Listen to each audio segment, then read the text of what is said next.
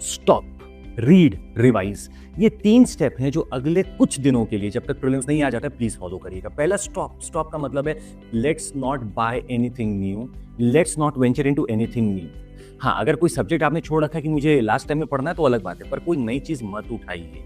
Let's stop doing anything new now, पहला। दूसरा, read and revise. आपको अब कोशिश करना है कि रीड और रिवीजन के रेशियो में बदलाव करना होगा। लेस रीडिंग, मोर रिवीजन। मतलब अब आपने जो पढ़ रखा है उसको रीडिंग फेज में मत डालिए।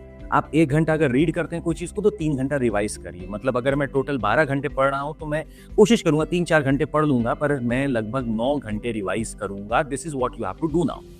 You speak to any topper right now. जो टॉपर होते हैं वो यही करते हैं, वो कोई नया चीज नहीं उठाएंगे, no new book, nothing new.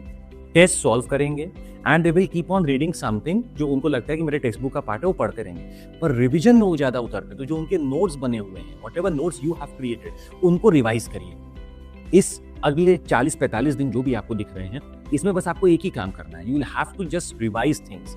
और रिवीजन भी कैसा होगा, you will have to set कि 80% ऑफ द क्वेश्चन कहीं ना कहीं 30-40% ऑफ द सिलेबस से ही आते हैं। मतलब पॉलिटी, इकोनॉमी, ज्योग्राफी, अगर आप इन 3 चीज को भी उठा लेते हैं, you get 50-60% questions from polity, economy, geography. इसके बाद हिस्ट्री आपका 10% ले जाएगा। मतलब ऐसे ही 70-80% क्वेश्चन आपके इन 3-4 सब्जेक्ट से आते हैं।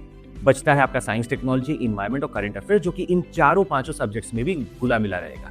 तो पहले कोशिश करिए कि उनको स्ट्रॉन्ग कर लीजिए जहां पे क्वेश्चन मुझे 70 से 80% मिलने वाले हैं, और उन्हीं पे रिवीजन का पूरा फोकस करिए। रीड आप कर सकते हैं, नया साइंस टेक कुछ आपको देखना है कि भाई 1 साल में क्या हुआ वो देख लूँ, आप देख लीजिए। इन्वायरमेंट देख सकते हैं, करंट अफेयर्स को आप रीड कर सकते हैं, बट मेन जो आपको करना है वो है रिवीजन इस समय। And that only will make you the next AIR1 और टॉपर लिस्ट में आपका नाम आ सकता है, क्योंकि प्रीलिम्स से नहीं निकालेंगे तो मेंस को देने का अवसर मिलेगा ही। तो कोशिश करिएगा, let's not do anything new. Read करिए कम, रिवाइज करिए ज्यादा।